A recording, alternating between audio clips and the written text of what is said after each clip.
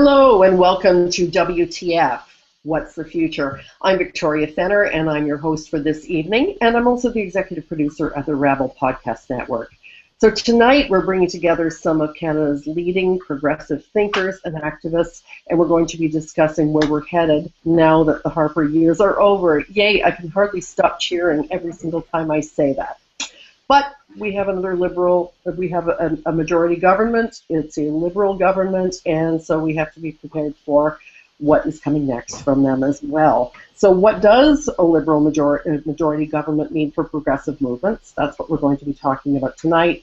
And just as important, what tactics and strategies should we be considering as we move ahead into this next phase of our lives here in Canada?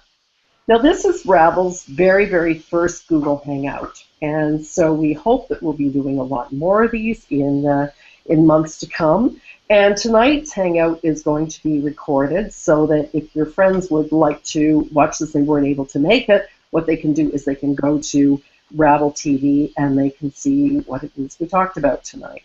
So, welcome all of our speakers, and so glad you were able to join us. So now I'm going to start, first of all, by introducing our panel, starting with Amira El-Gawabi, and she's a journalist and a human rights advocate.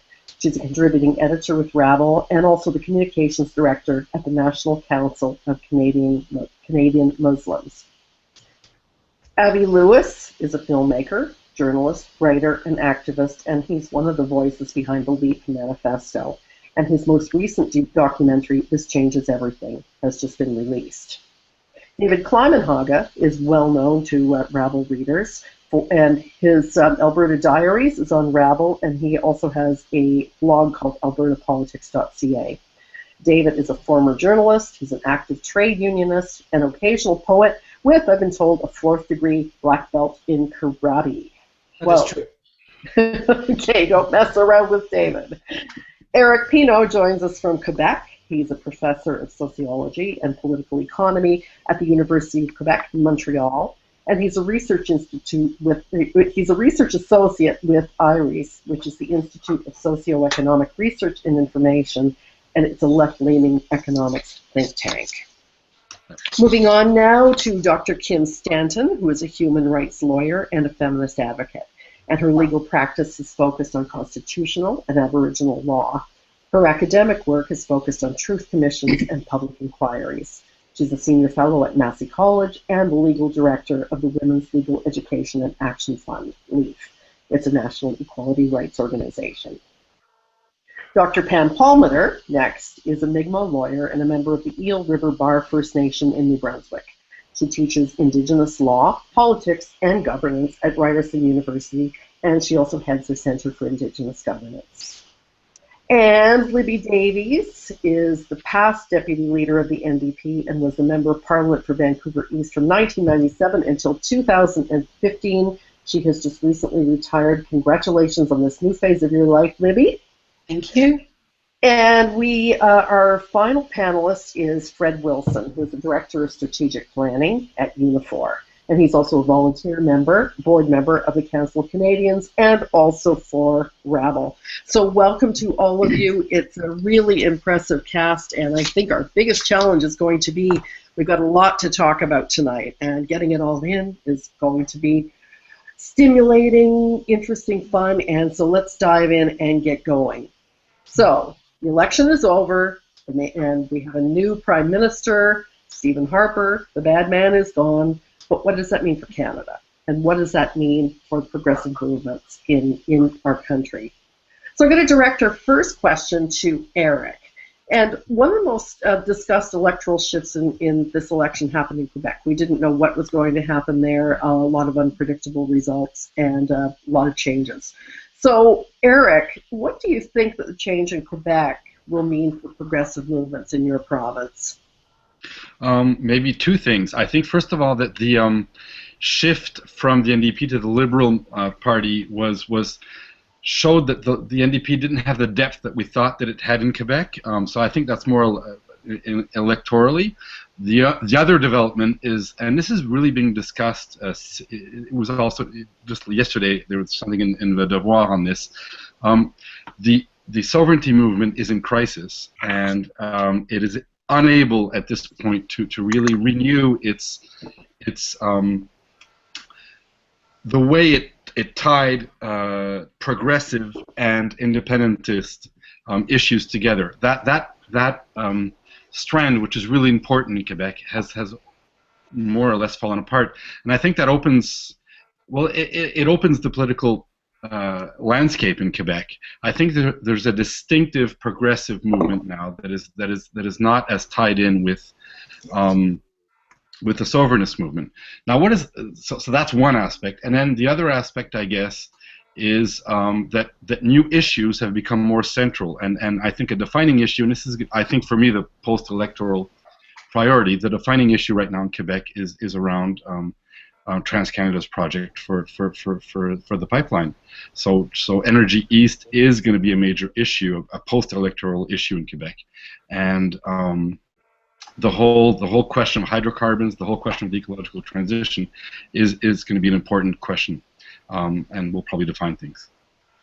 Right. So what kinds of things do you think that people are going to be talking about as they mobilize to address these issues? Well, we're going to have a very, I think, a challenging situation, whereas we're going to have, I think, a unified movement around contesting Energy East, which is going to be interesting. On the other hand, as the provincial government continues its austerity agenda, and as Trudeau's Liberals probably start to invest massively in certain forms of infrastructure, we'll kind of have a contradictory movement between the federal and provincial level. And I don't know how this is going to play out. It's going to be very strange, because the Liberal Party in Quebec is very committed to austerity, whereas the federal level will be working out this program of social investment and of public infrastructure investment. So it's going to create, I think, weird contradictions for progressives in Quebec, especially since there's this idea that progressiveness in Quebec is traditionally tied to the idea of strengthening the province, which for us is a state, and state building is tied to progressiveness in Quebec, and we'll have a situation where the provincial government will not be into state building, and the federal government will be. So this is going to create I think, interesting debates, conundrums for the progressive left in Quebec, and on that front, on the ecological front, I think there are really occasions that can be. I think we have an occasion there to develop a struggle that could maybe tie in with the, because our opposition to the to Energy East is also an opposition to the development of hydrocarbons in Quebec. As you know, there's this project to develop to frack Anticosti, and then to frack also in Gaspé. Right. So a lot of regional issues that also have national implications, for sure. Well, I think that we're at a kind of parting of ways, where either we go into extractivism in Quebec and it becomes part of our or we oppose it. And I think that the struggle against Energy East in Eastern Canada will tie into either, do we go, I think the LEAP people have been pushing this, and it has resonance a lot in Quebec. We'll get into that when we talk to Avi in a couple of questions now. So, so I think there's a lot of adjusting and just thinking it's so soon after the election, we don't really know. But anyway, Pam, I'd like to go to you next. Justin Trudeau has promised that there'll be an inquiry on missing and murdered Indigenous women. There's no timeline yet. But I guess a more fundamental issue is, what do you think that the political will exists to repair the relationship between Canada and Indigenous people under this new government?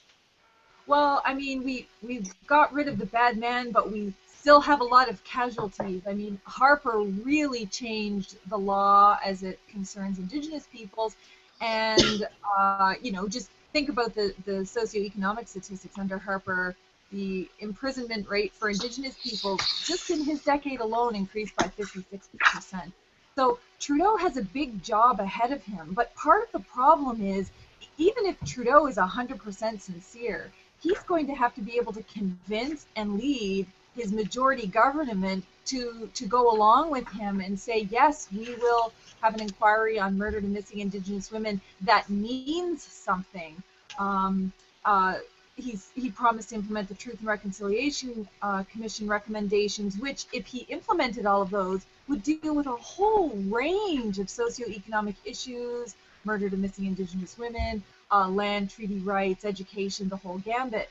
But he has done more in terms of what he's promising than past leaders have done. So his focus on the nation-to-nation relationship, which he also mentioned in his victory speech, that actually had to form the basis of any plan moving forward, is something that we haven't heard from anyone who's been in power to date. And that could be significant if he acts on that.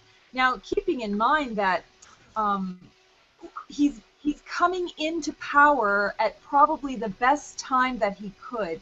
The Truth and Reconciliation Commission has been doing a great deal of work trying to educate the public, coming out with their report and recommendations. And so all he has to do is ride that wave of public education and this focus on doing what's right. You don't need a new law to do what's right. And First Nations haven't been done right by for a very long time. And so he has an opportunity here to really make that shift. And the key clearly is political will, because we've always known what needs to be done, when it has to be done, and how it has to be done. There's literally countless inquiries and commissions and United Nations reports and recommendations. That's never been the problem. It's this crucial element of political will. Trudeau himself seems to be saying the political will is there and it's a priority, but the key is not going to be waiting to see if he does it.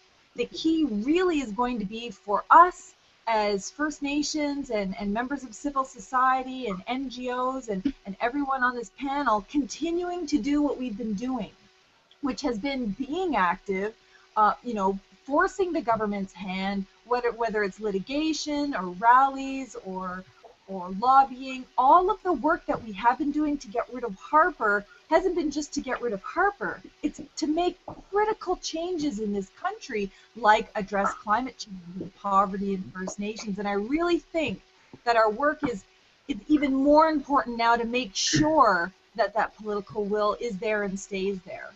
Right. Do you have any different strategies, do you think, that could be implemented to bring about these changes? Is really a question of staying the same course that you've set so far?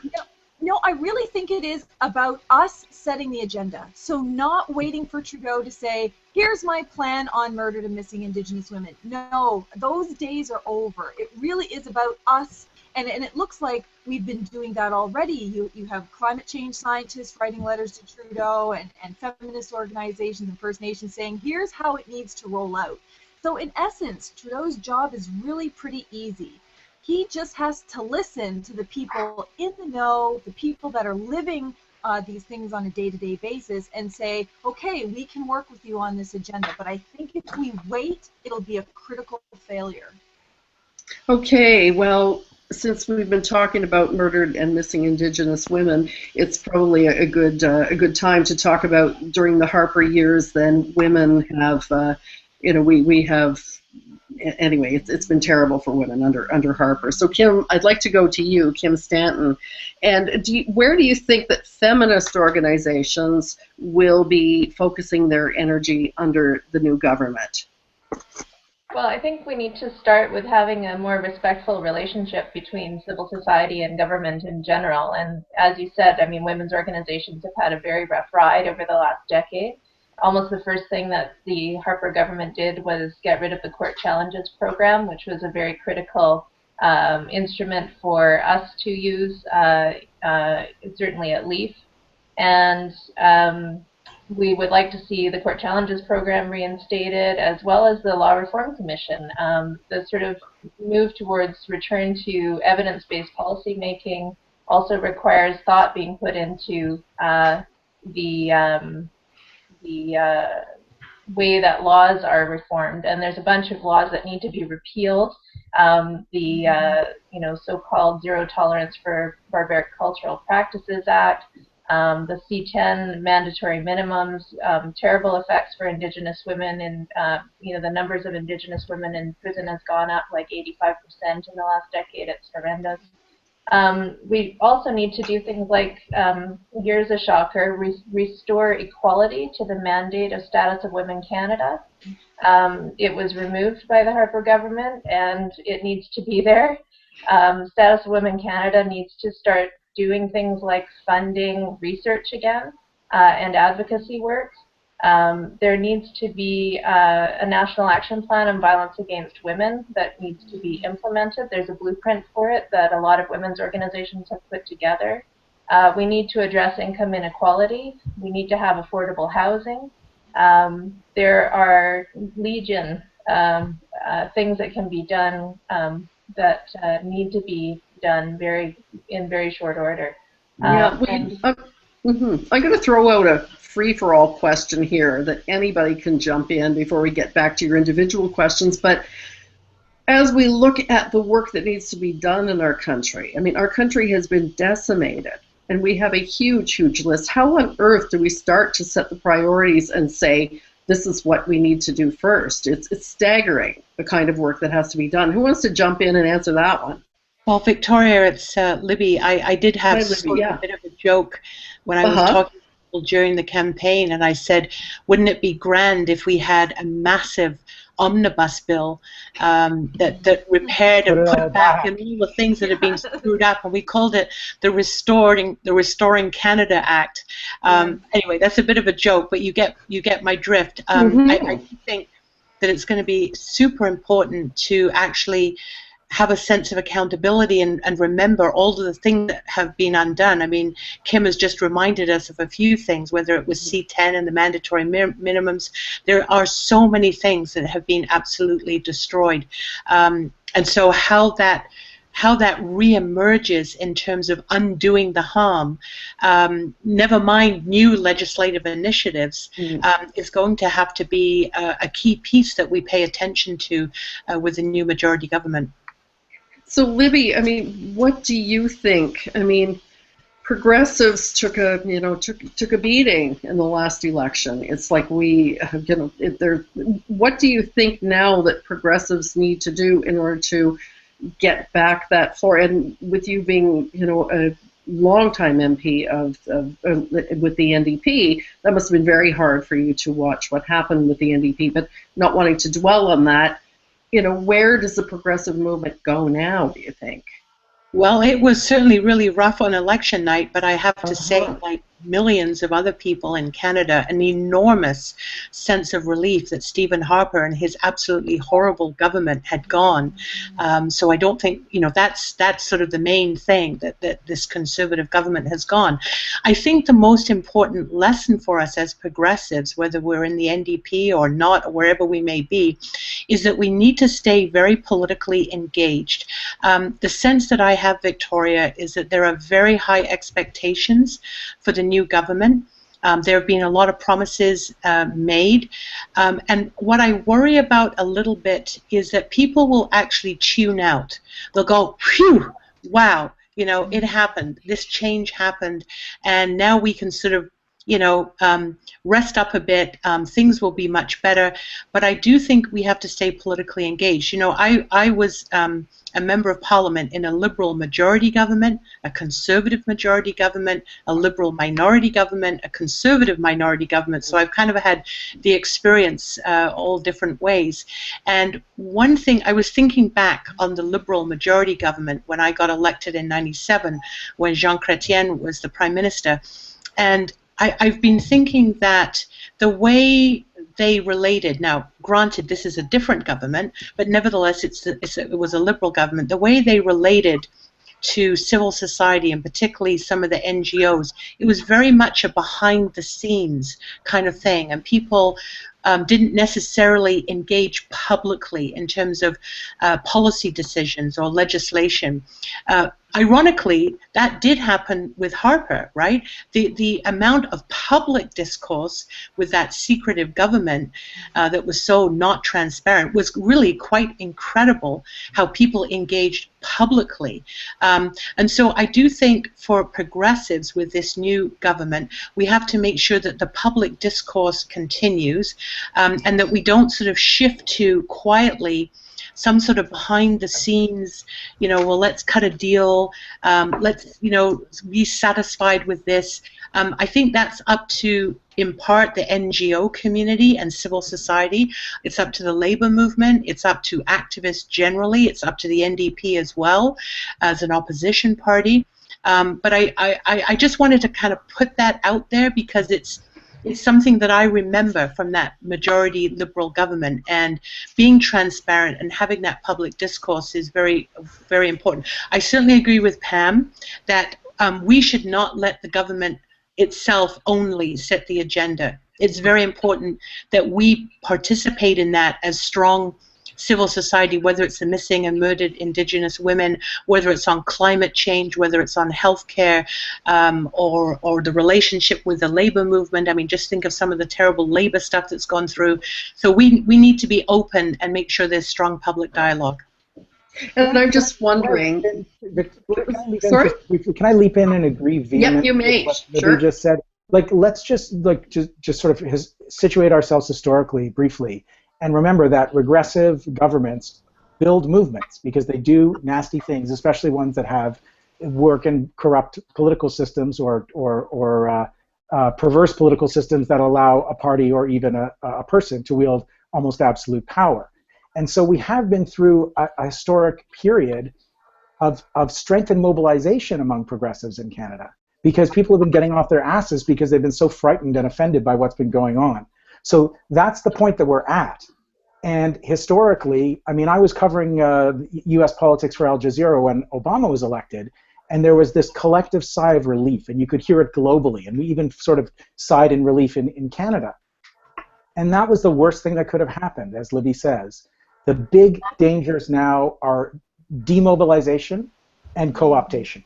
And we know from previous Liberal majority governments that they're experts at working exactly as Libby has described, behind the scenes, separating people off, cutting deals, and keeping it in the back rooms. And that's a huge danger right now. Now is a time when we have to double down in mobilizing and find a whole new reserve of energy and enthusiasm for activism, whether within the political, the electoral sphere or outside in NGOs or labor or civil society, whatever the hell that means, because this is the moment of danger. The biggest favor we could possibly do a government that claims to be progressive is hold them to it and find a new energy in this moment, because this is a perilous moment for all of us, and it's not just about undoing. We don't have time to just undo. Unfortunately, we have to move forward while we repair. And I'm just can I also hop on to Avi's comments? Mm-hmm. I just think I totally agree with what everyone is saying so far. I think definitely it's a really critical moment right now. There's a lot of momentum, and Canadians who really never cared that much about politics or being involved were engaged in ways that maybe we haven't seen before in recent memory anyway. And I think that is something we have to really, as Avi was saying, as others are saying, this is a moment. So how do we? And I think that's a question. I don't even have there's no clear answers in my mind. How do we keep building on that momentum? How do we keep Canadians engaged? How do we ensure that the incredible amount of education that was happening throughout the election period alone continues? Because some of the things that I noticed is that we were going to communities saying A, B, C, D, E has happened in the past 10 years, and people weren't even that aware of it. So how do we ensure that we don't wait till a crisis moment where hundreds of organizations and individuals have been practically silenced, and then say, look what's happening, and sort of ringing the emergency bell? How do we sustain interest and educate Canadians and each other about what's going on so that we continue to sort of pressure and provide information and context both on the government level, but even from within Canadian civil society and Canadians in general? Victoria, I'd like to just jump in briefly, if I may. Sure. There's an elephant in the room here, and we need to talk about it briefly, and that is the need to hold our progressive party to account to take the most progressive positions. Because I think part of certainly in Alberta, there was a big strategic vote that could have gone one way or the other, and people went to the Liberals when they started to see that there was a Liberal wave. And they did that in part, I have no doubt, because they felt that the Liberals were taking more progressive positions. They also were aware, in many cases, that you can't really trust the Liberals to keep their promises. But we do have to address that. And so to pick up on what Avi was saying, we also need to hold our side to account. Yeah, and the question that I have for you, maybe this is a good time to change the order up a bit, David, is that I mean, everybody was just so staggered when the NDP swept Alberta in the provincial election. That didn't happen in the federal election. So there's an odd tension now, I would imagine, in Alberta between the two levels of government. And so given that you do have Conservatives in power federally, and then you have NDPs provincially, then how do progressives work with that in Alberta? Well, I must tell you, I'm filled with optimism. Not necessarily the election night was disappointing, but if you look at the numbers in a number of Edmonton area ridings particularly, there's great room for growth for the NDP, and they're really on the map now. Remember how sudden this whole thing is. It was May 5, the NDP came in, and up to that point, anytime Alberta was mentioned, it was like, if you talk about waters, you say shark infested. If you talked about Alberta, you said Canada's most conservative province. So that's changed, it's changing. I actually think to have a Liberal government in Ottawa is in some ways significantly better for the Notley government, because they're not always being held up and attacked for something that another party or another government that they have no control over is doing. So I think that in terms of the Notley government's way forward, this is a positive sign. As I say, in the Edmonton ridings, there was tremendous growth in the NDP vote, so there's things to work on in the future. And what are those things, David? What are those things to work on in the future? Well, I mean, really, if you go back and analyze the nitty-gritty from the NDP's perspective of what went wrong with this campaign in Alberta, I really think that there was a pretty bad organization on the ground. Okay, but that was then. We're trying to keep the focus here on what the next steps are, rather sure, than. I know, but we've got to talk about this very briefly. And one of the reasons was because so many good activists had gone into the provincial government.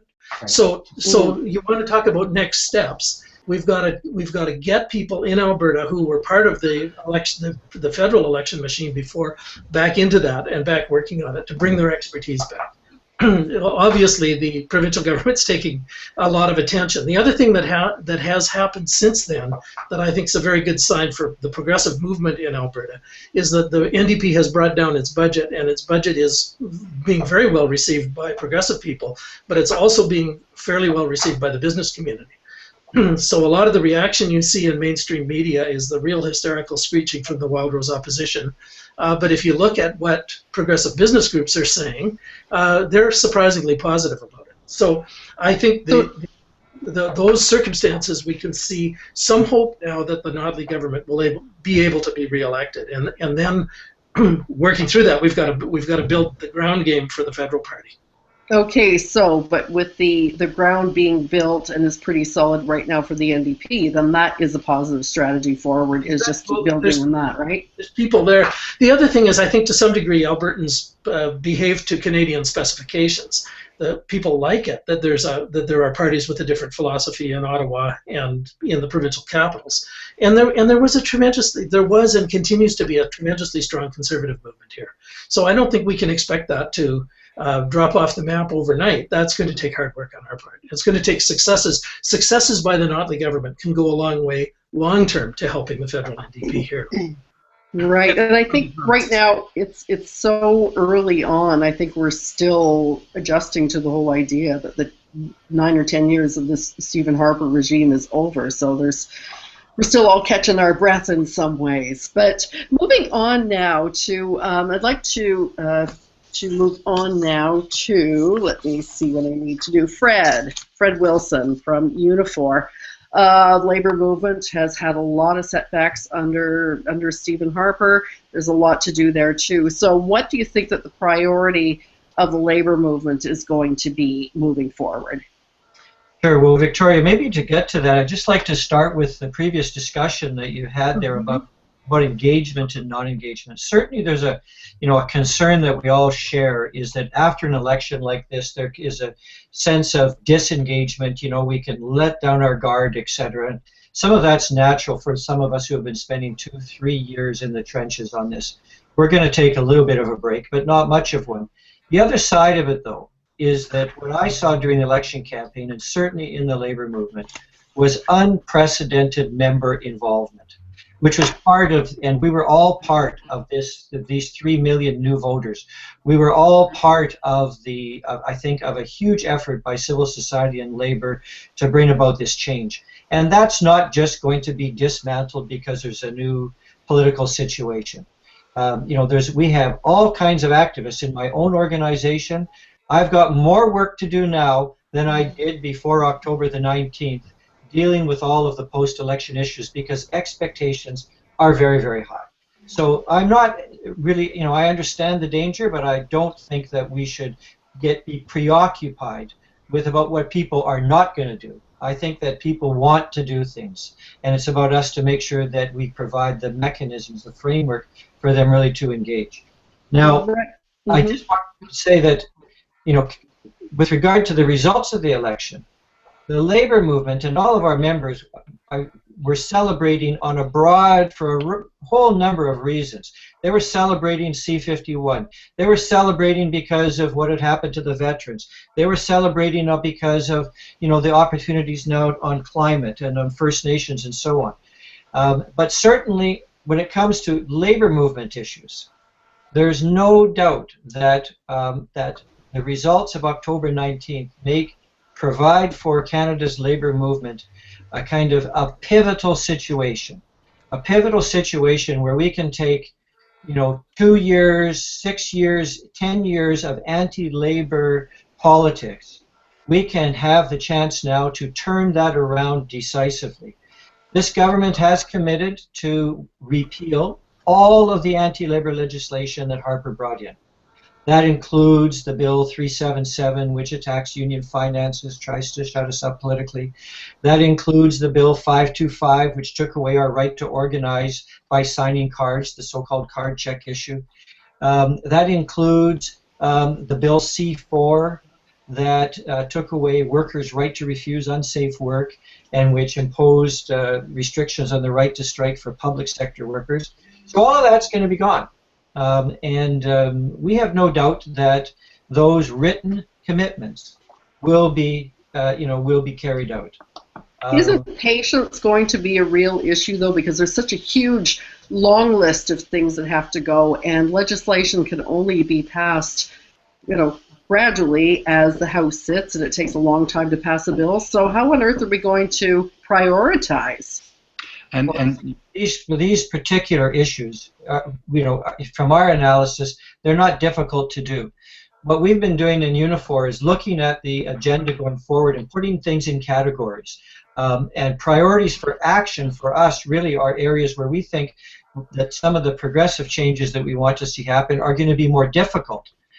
Take, for example, a new pension plan for Canada that the banks and the financial industries are going to fiercely oppose. A major expansion to the CPP. That's a difficult thing that we're really going to have to mobilize, even though the government is committed to do it. Simply repealing some bad laws, you could put that on the list of easier things to do. But to the point that people have been talking about the need to not just be satisfied with what we had before Harper, but to actually, the dialectic of struggle is that when you have such a fierce opponent and such an extreme agenda against you, when you stop that, it opens up the opportunity to move in a new direction. And so, from the point of view of the labor movement, we should remember, as these anti-labor bills of Harper are repealed, we have active labor law reform processes going on in Ontario and in Alberta. And so our task, our political kind of art of the possible, is to take this change in momentum and to bring that actually not just to getting back what we had, but to getting new rights. Maybe not at the federal level immediately, that may take the form at the provincial level. But certainly, if the winds are now turned around and blowing in our sails, it's time for us to define what progress means. Okay. Victoria, if I could just say one thing here. Sure, yeah. We need to remember that in the Canadian Constitution, labor is a provincial responsibility. So we can make gains at the federal level by making gains at the provincial level. So Fred makes a very good point there about what's happening in Alberta, for example. On a number of fronts, there's at least real hope that will result in legislation that can be a model at the federal level. But it's really where the action is on this particular file is provincially. Well, we could begin with anti-scab legislation. I remember the 2 bills that were before the House that almost got through, and unfortunately it was because of split votes in the Liberal caucus at the time that it didn't get through. So I mean that would actually be a very good area to bring forward a new initiative to have anti-scab legislation at the federal level that could then create pressure at the provincial level as well. Yeah, historically we haven't had good luck with NDP governments doing that too, so it'll be interesting to see what happens. And so having pressure at the federal level will be very important. Well, actually, you guys, although the Federal Act covers fewer people in Canada, remember we had union rights were first established in federal legislation, and throughout, for about 80 years. For most of 80 years, the Federal Canada Labour Code did set up, for the most part, higher labour standards than most provincial acts did. And so that's what we look to the federal law, to the Canada Labour Code to do. If we can get rid of the even by getting rid of Harper's laws, taking the Canada Labour Code back to where it was before, it'll still be one of the most progressive labour codes in the country. And that's going to help us a lot, for example, in getting the right to organize in Ontario and Alberta. Okay. Victoria, sorry, I just want to go back to something you said about what is the priority with so many things to repair and the need to move forward beyond repairing the damage of the last decade. I mean, I think the watchword for this next period has to be silo busting, because what would serve a new majority government very well that wanted to speak progressively and act in the interest of the status quo, which is what Liberals have traditionally done in our country, would be for everyone to jump up and try to get their issue back. I think the priority needs to be on issues where there's a confluence of interests, like First Nations issues, which have to be first for all social struggles in Canada. Yeah, so Pam, maybe is this something, I'd like to get some dialogue going between the two of you about this, because yes, Indigenous issues is something that has to be higher on, it's critically important. So Pam. Yeah, of course. I mean, and I think when we're looking at priorities, we have to remember two things. One are the immediate life and death things. So when we're talking about murdered and missing Indigenous women and kids going into care and people without housing and food and water, that's pretty life and death, and it's pretty immediate. Literally every day that we wait, a person goes murdered or missing. So there's certain things that are life and death priority. But that being said, when we talk about priorities, people often think it's one thing at a time. We have a huge government. We have lots of civil society members, lots of experts. There's no reason why it has to be one thing at a time. I think you can very much work with the silo busting. And when you're looking at issues of housing and poverty and all of these things, they're all very much connected to things like labor and the climate and the environment and education, and all of our interests do converge in certain areas. So we should really be conscious about not just picking one thing at a time. This government is very capable of working on many, many issues at once. They have the largest law firm in this country with many experts outside of Justice Canada, and I've seen what they can do. So it's just about pushing them to do that. I really agree. We shouldn't be, all off fighting, saying, well, make sure my one issue is the one thing that we work on for the next year, because that's really not going to help anyone. There's a huge agenda, and like I said, we need to be the ones to push it, but we can do it strategically. We strategically got rid of Harper. We strategically came together as First Nations and civil society groups. We can strategically get this business done too. I think we need to look for transformative change, Victoria, and certainly the relationship with First Nations is part of transformative change. Another that I would identify as key to a whole number of issues is democratic reform. We've had so much debate in this country about the failure of the first past the post system. Mr. Trudeau did make some commitments about democratic reform. We've seen that in the past, so I think this is one where we have to hold, their feet to the fire. We have to engage the broader community in terms of understanding democratic reform, proportional representation, for example, and so this idea that this will have been the last election, unfair election, this has got to mean something. So I hope very much that part of the way we work together as civil society is that we share information, we work across issues. I think it was Avi or someone who said breaking down the silos. This means sharing ourselves with different issues, supporting each other, and an underpinning of that, I think, is democratic reform in terms of our parliamentary system and our voting system in Canada. Mm-hmm. No, Abby, as Pam was talking about saying that we don't have to do one thing at a time, I'm thinking of the LEAP Manifesto, and I listened to your press conference, and it's like the LEAP Manifesto doesn't hive things off in silos, does it? I mean, the LEAP. What are you going to be doing now in order to implement the points in the LEAP Manifesto? Well, so the first LEAP March, the first actual real-world mobilization, is in Vancouver in 48 hours. And CUPE, Canadian Union of Public Employees, which was one of the real supporters of this vision, is having its national convention in Vancouver and is helping bring together lots of other groups because it's the consensus and the building across issues model of organizing. So we're having the first LEAP March in Vancouver. Just tell them I'm busy, David. I'm just talking to Victoria sorry. I was a Google Hangout joke, people. Someone had to do it. So there is some real world mobilizing going on with the LEAP, but I would just observe on a sort of big, because we're sort of in a big picture conversation here, that one of the things that really drove the strategy around the LEAP was the question of the no and the yes, right? So there are real differences in the 8 little boxes across the bottom of this screen. There are some real differences around the no. In Quebec, there's a big coalition against Energy East. In the labor movement, there is not a consensus position against these pipelines. And that's a real tension that we can't, we just can't ignore it. Unifor, despite our best efforts, didn't sign the LEAP Manifesto, and we hope that they will. And we hope that other major unions will as well, because what we believe is that there's so much about the yes, about the positive agenda, about getting our economy off of the corruption of fossil fuels and onto a justice-based transition to a new energy, a new democratic system that addresses all of these overlapping issues. First Nations first, inequality, housing, transit, all of these things can come together in a yes. And so we've had some successes in organizing where we put the positive vision out there, and people across a spectrum of issues, from migrants' rights, Black Lives Matter, the questions of structural racism in this country that go back to the founding of our country, and all of the inequality piled on top of those.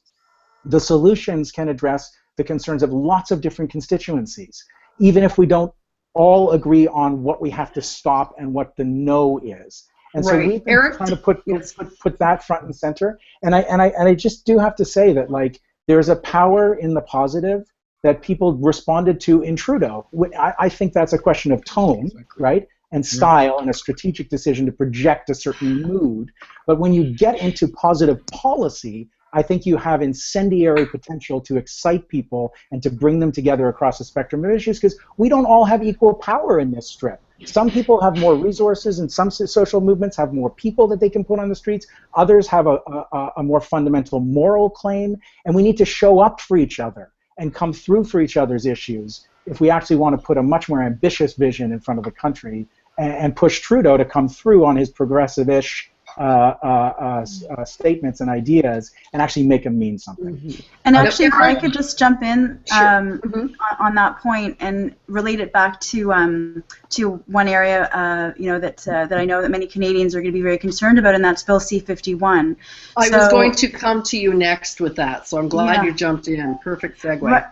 Right. So, so Bill C-51 is one of those examples that Avi and others have been talking about, and Libby, in terms of where and the silo busting and whatnot, where there was an immense amount of coalition building around that issue. I mean, when it first was announced, right after the tragedy at the War Memorial here in Ottawa and the murder in Quebec, when the announcement was made about the national security legislation, Bill C-51, Canadians were majority supporting it. But what happened was a civil society started to educate, and you had legal experts, Craig Forsese, Kent Roach coming out. You had CCLA coming out, Canadian Journalists for Free Expression, et cetera, civil society group after civil society group, First Nations coming out. People really came around that issue right across the spectrum of various interests and really did advocate and educate. And I think that's where you started to see the shift away from a majority supporting it to where we actually got to a point where it was a majority opposing it, and I think we went back down to sort of 50-50, but that was very significant. And I think that now going forward, when we look at Bill C-51, we know the current government, Mr. Trudeau, supported Bill C-51, and so now that's a challenge because many civil society groups and experts have said that the entire legislation is problematic, deeply flawed, and that it should really be thrown out. That there are, if we're talking about national security, that really what we needed to sort of work on was community-based solutions, that the current legal framework that exists is robust enough to address the challenges that Canada is facing. So I think I'd like to go back to where I think it was Pam that talked about now is the time to be heard, to sort of express all of these concerns about Bill C-51 among many other issues out there, and continue to amplify one another's message. I think that is really what has been very crystal clear in what we're doing and what will help. So continue, as Pam also said, we all have various issues that need attention, but wherever possible, we need to amplify each other's issues and come together and have that coalition building, which I think strengthens the message. Okay, yeah, so Bill C-51 is such a huge bill. I saved it for the last because it's, that is, would you agree that is one of the worst pieces of legislation that came out of the Harper regime of all time? Well, I wouldn't want to take a definitive statement on that. Yes. I mean, press their vote button. Yeah, right. There's a lot of them to choose from, isn't there? Yeah. Right. I mean, Bill C-24 as well, where the stripping of citizenship from people who could be dual citizens, or even the potential to be dual citizens. And, Trudeau has promised to repeal that. So there's a host of legislation that has been passed by this government that should be repealed. So I think now is the time to articulate, and hopefully have genuine consultations with experts, with civil society, and genuinely listen without the smearing of criticism, smearing of critics, and basically trying to delegitimize civil society from being able to even speak up. What's interesting about C-51? One of the worst things that happened was... Whoops, I think we got a lot of things happening here. We got 12 more minutes to go, and yeah, this is Fred wanted to get in there with a comment to Abby, so I would like to just sort of, if we could... And then Victoria, I'd like to just add a comment about C-51 after that. Okay, so Fred, can we come back to you after, can we finish up with C-51 and then come back to you? How's that? Sure. That's fine. Okay. Okay. Well, just one very quick point. I mean, I think one of the worst things that the Harper government did that probably a lot of people have forgotten is that they abandoned and demolished the Law Reform Commission of Canada, which was a body that had oversight on legislation, that could examine legislation once it had been passed and make recommendations for change later on. That's all gone. And so that's a connection back to C-51. I think for C-51, it needs to be thrown out. And what we need to have in place of that is much better oversight of security provisions that have existed in the past. That was one of the fundamental problems with that bill. So it's not that we need more security measures. We have adequate security measures. We need to have civilian oversight and a body that has the legitimacy to do that from a legal perspective, constitutional perspective, a civil rights perspective, a human rights perspective. And so I think that's one thing that we should be pressing for. And the recommendations are out there already. I mean, the Arar inquiry with Justice Dennis O'Connor from several years back, which investigated the situation with Maher Arar when he was a rendition to Syria. There was a host of recommendations made in that, and none of them were taken into consideration. So we have a basis to be working with. So let's hope that this government will pay attention to those very valuable set of recommendations, and again listen to the experts. Okay. There's a very interesting political question here, and that is that of all the bad Harper legislation, C-51 was the one piece, I think, that Mr. Trudeau was most ambivalent on. So I think that this is an opportunity where if we really push, we can get more progress than if we just hope for the best and touch wood. It's a great target. It's a great target. Okay, so now we have 10 more minutes to go. Fred, I want to get you in there with your comment to Abby. Yeah, well, I just wanted to mention about the yes on climate and environment that Abby was mentioning. I want to agree with him, but also clarify, because Abby mentioned that Unifor was not a signatory to the Manifesto. But I don't think that you should take that for anything other than just the fact that this was one group that at this time didn't sign one statement. When you think about the possibilities ahead, in about 3 weeks from now, we're all going, Canada will be going to Paris. The Prime Minister will be bringing, in a historically unprecedented way, the premiers of all of the provinces, the leaders of all the opposition parties, and there will be a large group of civil society leaders from Canada as well, both from the trade union movement and from the Climate Action Network and all of our environmental, non-governmental organizations. And something very remarkable is going to happen there. We were critical, actually, of the Liberals for being a little vague about their targets during the election campaign. But now that the Prime Minister is bringing a cast of thousands to Paris, it's going to set up something quite remarkable, because they're going to have to say something, and I'm sure that they will be saying something, and that the former government's discredited climate goals will be discarded in Paris. And if civil society comes together in a united way with a big yes, I think we can have a huge influence over how that actually plays out. Sorry, Fred, are you suggesting a yes for Trudeau's position in Paris? Because I don't see any signs that it's going to be... I'm suggesting a big yes for a transformative approach to Canada's climate change targets. I'm suggesting that Canada, this year will not win the Fossil of the Year award, that instead will be seen as a dynamic force in helping the world reach a bold, aggressive, transformative agreement. But it's because...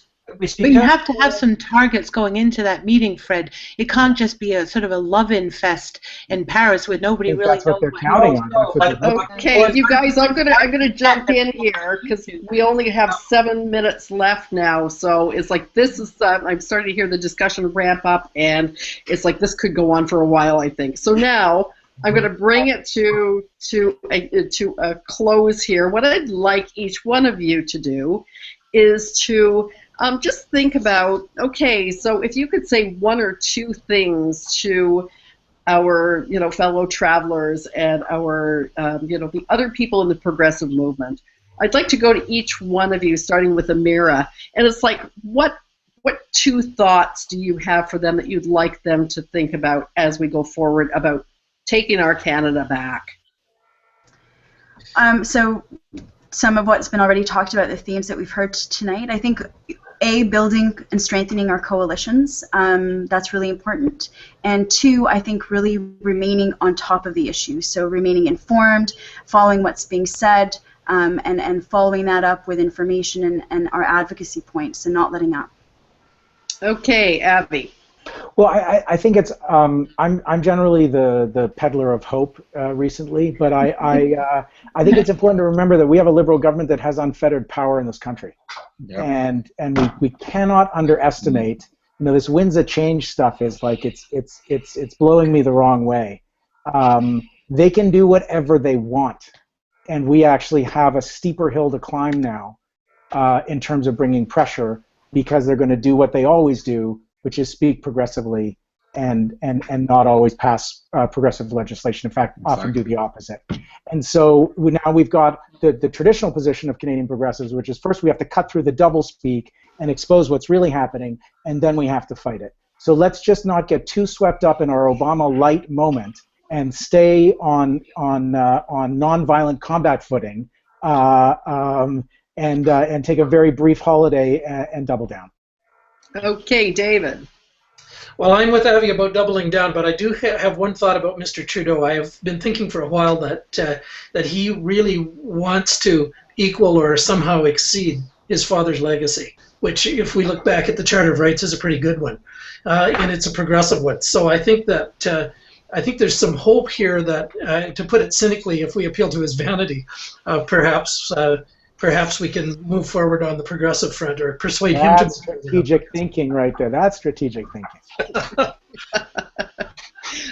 Okay, Eric. Maybe two thoughts, as you said. One, the center is crowded, and that's a problem for progressives. I think that we should take back the left where we've always been. The social forces that were behind the Harper government are still there and still very active, and we should not forget that. The forces of extractivism, anti-labor activism, of pushing free trade are still there and working, and we have a responsibility now, I think, that we're not fighting against this reactionary government to renew a progressive vision, and I think that's really a moment to seize. We can breathe a bit. Well, that's the time to renew a very progressive vision given the crowded center. Okay, Fred. What I would say is let's resist the temptation to go on the defensive before we even begin. Now's the time to raise our expectations. It is a time of change. Let's make sure that we demand real change, as somebody had borrowed that slogan from some of us, if it seems to me. So let's make sure that we raise our expectations, and the key to that is a strong consensus between labor and civil society movements around the kind of politics we want and the major social and economic transformations that we seek. But let's go at that positively and not sell ourselves short. I believe that change is there to be gotten if we go and get it. Okay, and Kim. I think there's been a very effective divide and conquer thing going on over the last 10 years, and we really need to get past that. There needs to be real solidarity amongst progressives. And so if you, in the new shiny light of this new government, as an organization, manage to get some funding or some resources, don't just keep it to yourself and toe the line. Make sure that you're raising other organizations with you, that you are making room for people's voices that aren't necessarily at the table. So if you're looking around and you're seeing that there aren't women in leadership positions, that there aren't Indigenous voices at the table, then make sure they are there. And I think, having some real solidarity and actually working together in ways that are effective and that don't buy into this divide and conquer mentality are going to be really critical going forward. And I think it's very important that we keep our eyes on the prize of real substantive equality for all of us, and not lose sight of that in sort of the opportunity to have some resources for a change and so on. I think we really need to make sure we're working together.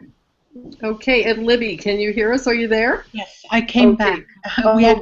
We lost you temporarily there. Yes. So I'm sorry I missed some of the comments, but I guess, Victoria, in closing, what I'm thinking of is not 6 months, but 4 years. So this is about the long game. I think there are high expectations. There's going to be a lot of interest in the first speech from the throne, the first budget, but we're talking about the long haul here. I don't want to sound negative or cynical, but we have a tradition of the Liberals running from the left and governing from the right, of not delivering on commitments. So this is the time to make sure that complacency doesn't take over, that we stay engaged with each other as civil society, that we look for extra parliamentary accountability. Certainly within Parliament, that's going to be very important, and I know the NDP will do its part, but this is about extra parliamentary and civic engagement, and I think that's going to be very important for the new government. Okay, and we have 50 seconds to go. Pam, your words for... Yeah, I think if we care about transformative change, essentially nothing can happen without First Nations. We learned from a government with unfettered power, and this one has the same thing, that the only defense is First Nations constitutional rights. We're essentially the shield that protects democratic rights, the environment, and First Nations. And if we want to save this planet, we have to do what Idle No More built, and that's bring all of us together with our positives and say, we're not going to do this anymore, because Canadians are our sword. The numbers, the power, the wealth. First Nations are the shield, and you put those two things together, and governments won't have unfettered power anymore. Okay, well. Can we cheer for that? Yeah, okay, let's all cheer that. Okay, 3, 2, 1. Awesome. Okay, thank you, Rebel. panel. Thank you, Rebel viewers. And you can hear the alarms going off here on Wayne's cell phone. Wayne has been our wonderful, very, very capable technical wizard who has set up this whole thing. We have now come to the end of rabble.ca's WTF, which stands for What's the Future? And thanks for tuning in. And this panel will be made available at rabble.ca/TV. So let your friends know if they weren't able to make it, you can go and you can listen to it on Rabble. So thanks very much to our panelists, Amira Ogawabi, Abby Lewis, David Klimenhaga, Eric Pinault, Dr. Kim Stanton, Dr. Pam Palmater, and Libby Davies. I'm Victoria Fenner for rabble.ca. Thank you so much for joining us. It was great. Good night. Good night, you guys. Bye. Right. Bye-bye. Bye. Bye-bye.